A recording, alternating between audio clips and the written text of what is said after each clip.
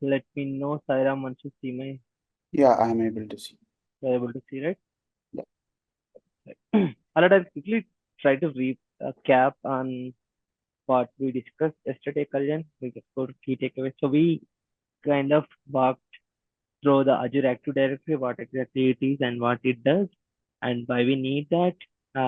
Just to give some more light on what Azure Active Directory is, it's basically the identity and access management plane offering provided by Microsoft as a service to the customers or the organizations who will be using Microsoft Azure. So this is the service plane where you could add users, you could create the user groups where you could register the devices under it. So it kind of goes synonymous with the name tenant. It kind of goes synonymous with the name organization. And you could create the Active Directories, n number of Active Directories up to you on what you want to create. But basically, every organization sticks with one tenant, one organization on whatever they're going to create in Microsoft Azure Active Directory. And typically people create them based on the resource locations, as well as the place where the organization is staying. So depending upon that, people create the Active Directory authentication so that everyone working in that region fall into one Azure Active Directory instance.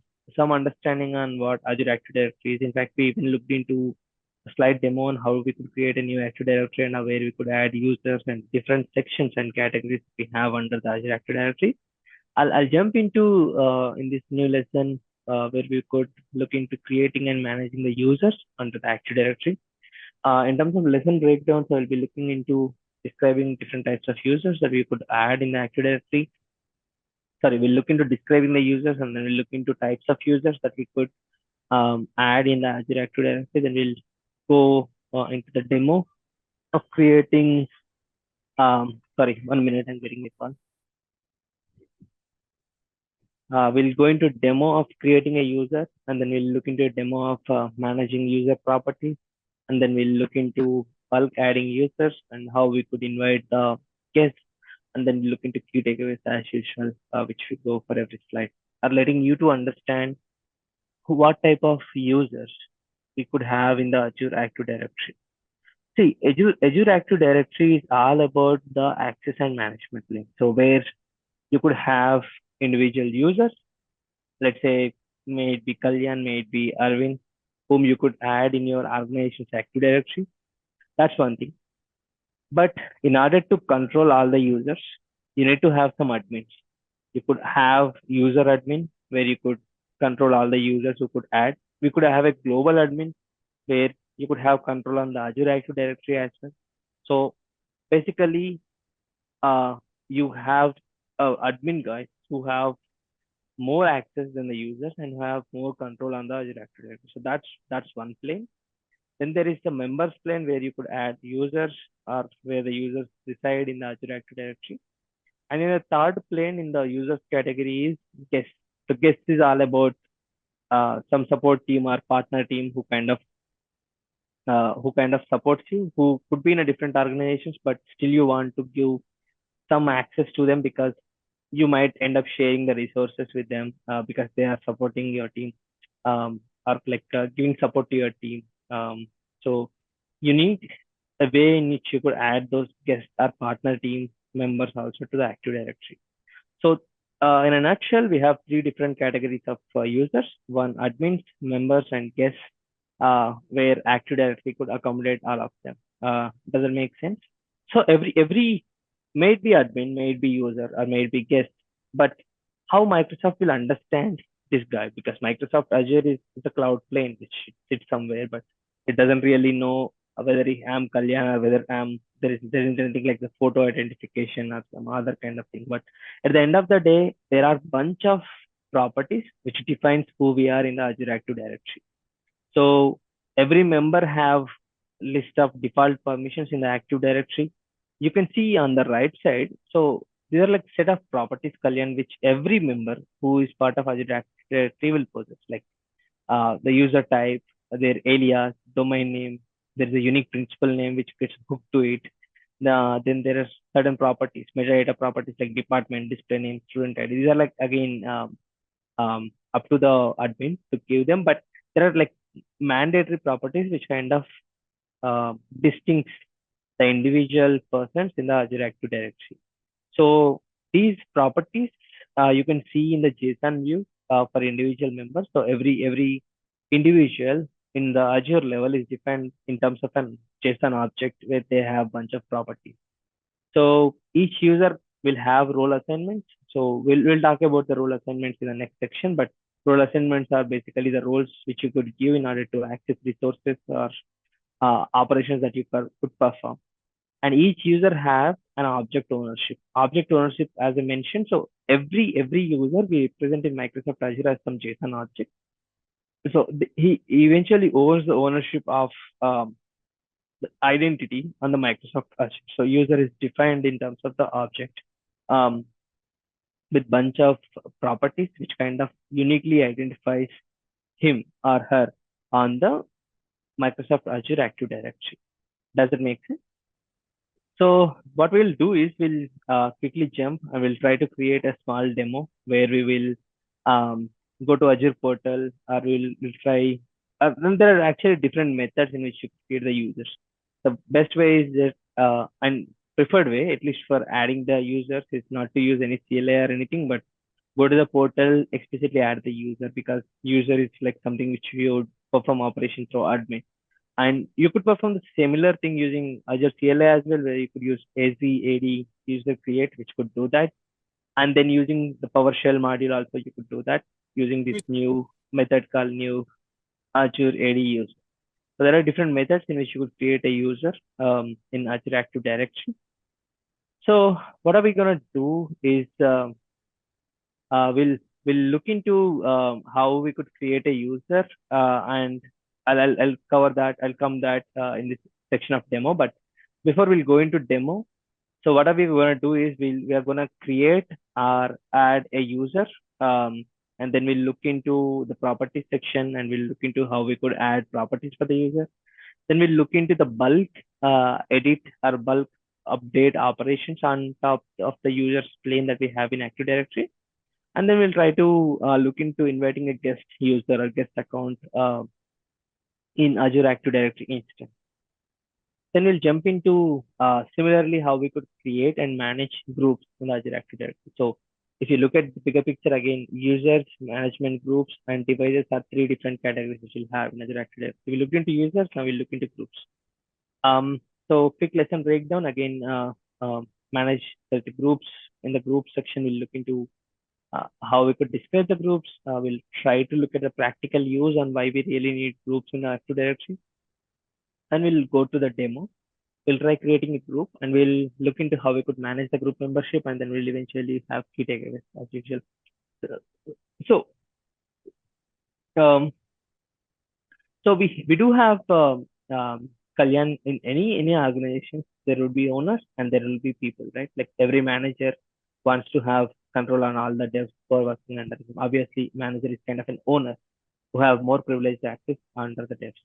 So why we do that? Because at the end of the day, um, we need to have some control, some authority on how and who access things uh, on the resources that you have. That's one thing for sure.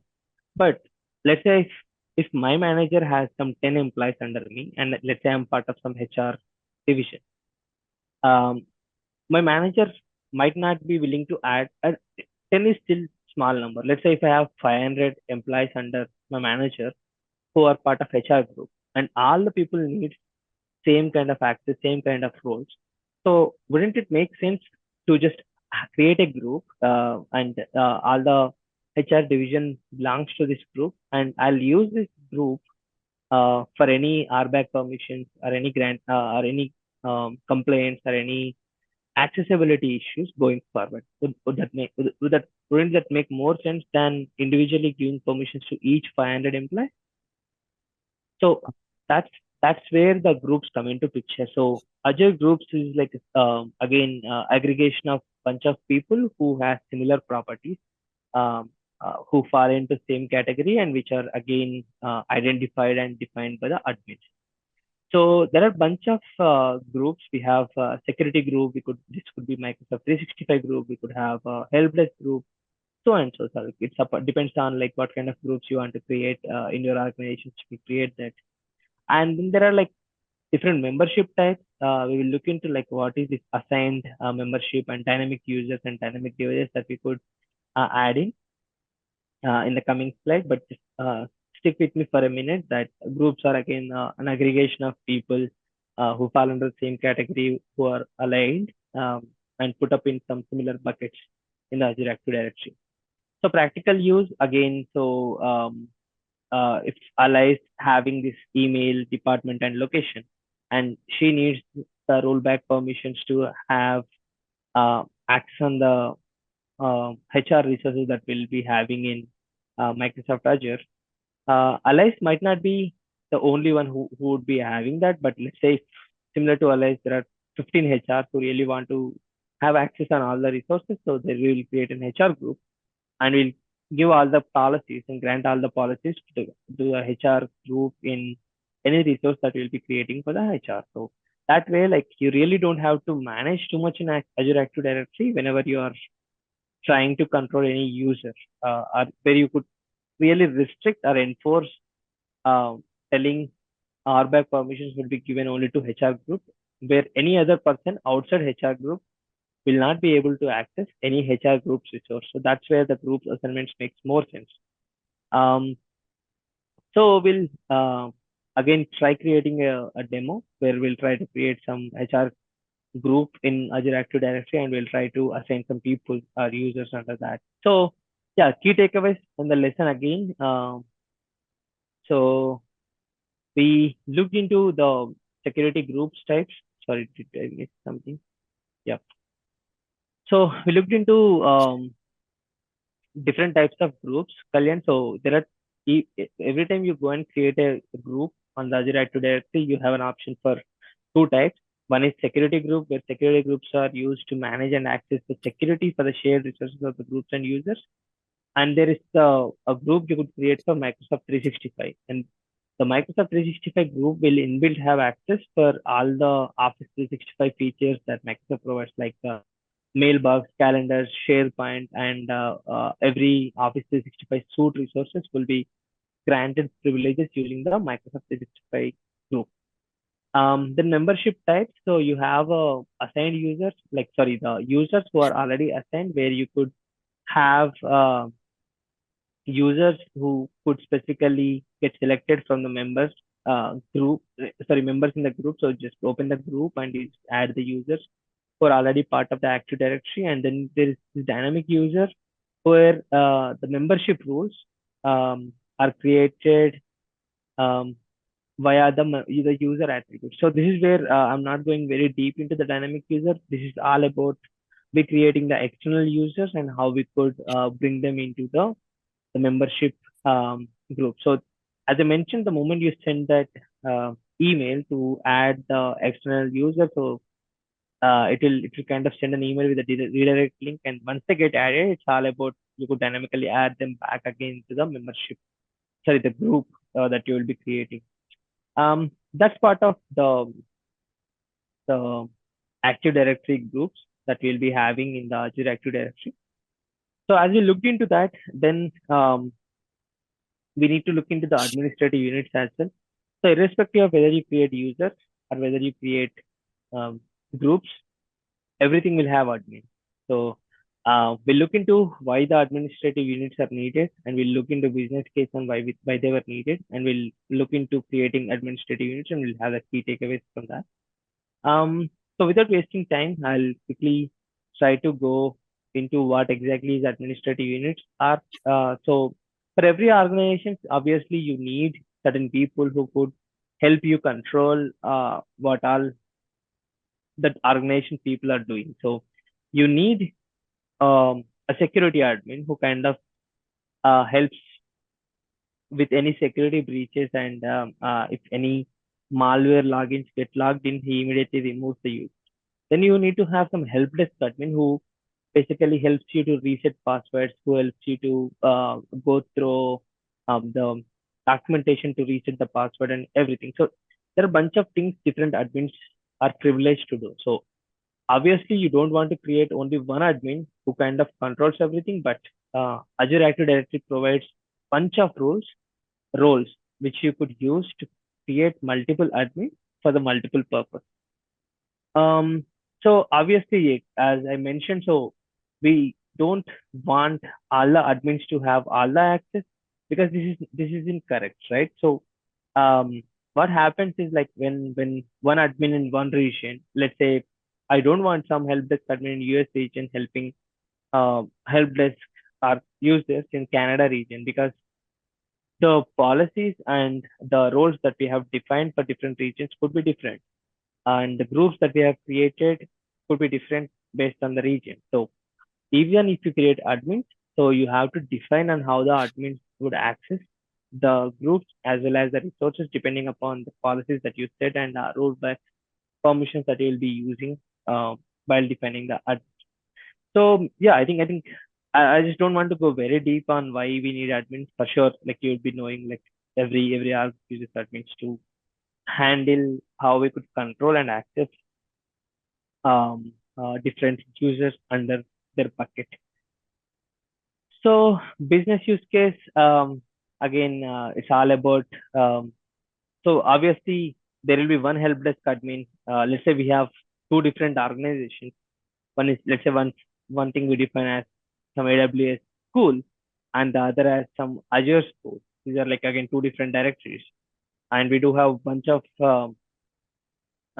groups and users in AWS school. Obviously, I don't want help desk admin of AWS school helping the Azure school. So this is where the admin has to be unique under an organization, and we need to bound it to that directory itself. We should not give cross org admin privileges at any cost. In fact, Azure Active Directory doesn't support it by default, but we should not even think of having a unique admin for multiple organizations.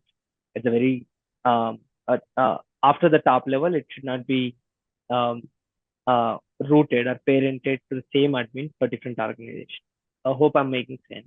We'll get into a demo and just quickly see how that would look like, but I just want to have this theory clear. Um, so enough of the theory for admins. I'll quickly jump into how we could create administrative units. So before I go to the portal, Kalyan, I just want you to have that understanding of before you create an admin, right? You first need to plan the organization because without proper planning on the organization, there is no point of creating admin. Like obviously, why you want admin? So before you create admin, you need to ask the question of why you want admin. Like, do we have a proper structure of what directory we have, how many users we have, how many groups we have? So that's where the planning comes into picture, where you'll evaluate the needs and requirements for the value of administrative units that you're going to create, like the number of users that you're going to create and number of groups that you should be creating for the Microsoft 365 security groups in your direction. Then you could think of creating an administrative unit. So this is where you kind of logically scope the admin units based on region, based on the department, or based on um, some resource scoping and everything. Like this is where uh, the second section is all about creating an admin unit once you define what you're going to create. So that's about creating administrative units. And one, hell. So the it does not have key takeaways. Okay. So the key takeaways again from the administrative units. So you understand the purpose of administrators, right, Kalyan? So obviously you cannot give permissions for the users to perform everything in your Active Directory. So you define few people as some important people and you call them admins. They have override permissions on the users to perform to help the users and to perform multiple operations on the users and the groups and different organizations or scopings that we could put in within the Active Directory access. So why we need and why what are the benefits we get from administrative units is basically it allows you to control the scope of your administrative users. And the third thing is like use case example. So administrative units based on geographical location and based on business departments and subsidiary organizations, we kind of scope them out so that the admin will not have privileged access beyond the scope where they could change something in a different administrative unit that we'll be creating. So it's kind of scoping for the admins as well. Obviously, we need to control admins as well. There will be bunch of admins who will be taking up responsibilities in the organization, so it can't go that. That's all about managing administrative users as well as administrative units in Azure Active Directory.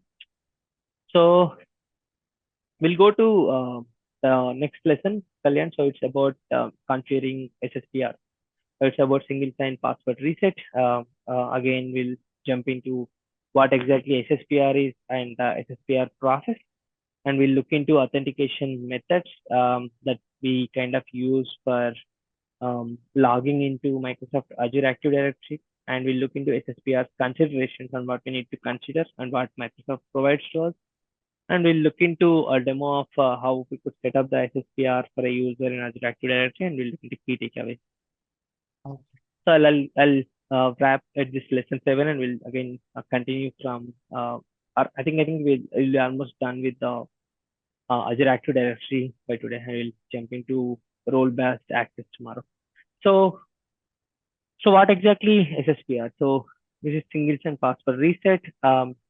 So if you remember before revolution happened, or if you remember before this Azure Active Directory offering kind of thing came up. So every time an employee joins an organization, there will be Active Directory, which is an old offering from Microsoft, which used to run in the local servers. And every time we want or a user wants to reset password or something happens, we basically raise a ticket to the help desk admin, who is a manual guy who sits in the office, and they kind of come replies back with some reset link or something like that. So that used to be the password resetting method earlier. So it used to be less productive and it needs more workload and it increases the admin overhead, obviously. So what this self-service password reset basically helps us is in is it's again an offering provided in the Azure Active Directory where you don't need the manual admin intervention to reset your password. So it will enable user to change or reset the password. It increases the productivity and it helps uh, reduce the work admin overhead. Obviously, we don't need the manual admin to do that. And as long as we have some permissions to reset the password. So what exactly SSPR process is and how it would look like? So it kind of deals with multiple things. So it starts with localization, where it will kind of evaluate your browser's um, security and everything before you are setting this self-service password reset on the Azure portal. And then it verify your credentials and verify your details and then authenticate you to Azure Active Directory. And then it will help you to password reset. And eventually, once the password reset, in order to do the password reset, there are a bunch of things. Either it could be push notification, it could be message notification. Notification is all about how to notify the user back on the password reset. So we'll look into how this would work in real-time scenario. But before the password reset, so there are so this is the password reset process, Kalyan. But what all opportunities or offerings that we have in Azure Active Directory for resetting the password? So these are all we have where we'll have. So we have. I'll start with mobile app. Mobile app is more about we authenticating using some app notification. If you know about this Azure app for authenticator app, so it's an example of that where a push notification will be sent to the authenticator app and you can just approve. So it kind of approves your authentication. And mobile phone, obviously, like you could use and you can provide your mobile number and get OTP code for you. This is less recommended because again, this could violate a breach if someone sees the passcode on your mobile. And then it's mobile app code, where again it's again like an authenticator app, but instead of push notification, this app that a time-based code will be generated in that app code, and you'll just use that same code and you put it in the authentication to authenticate. Office phones is one other mechanism where you'll get a call and you have to press this pound key followed by the pin, which will be told by the machine to you, and it will authenticate. And then there is email-based authentication. It will come with the email, and you just need to click on that email link, which will be sent to you, and the codes that will be sent to you email as well. And then there is security questions, which is least recommended because people do social engineering and try to get the answers for that. So it's more of like you setting up some security questions like your what's your favorite puppy and blah blah blah, and using that answers that you already saved in Active Directory, you can try to authenticate. So there is a bunch of authentication methods. You just need to keep in mind that Azure Active Directory provides. And for SSPR, self-service password configuration, um, we we need to keep these three things in mind. So we need to use at least one of the earlier one or more available required methods for authentication in SSPR. And for admins, obviously admins also will be forgetting passwords and they need to reset.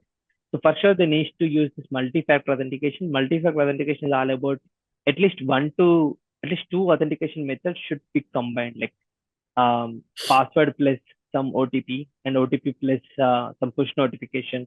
So that way, like there's a double check on the admin. And for sure, like in order to have this SSPR, self-service password reset on Azure Active Directory, you need to have these licenses like Azure AD P1, P2, or Microsoft Apps for Business, or Microsoft 365 licensing. So these three, at least one of these licenses is required if you want to have the self-service password reset functionality on Microsoft Azure.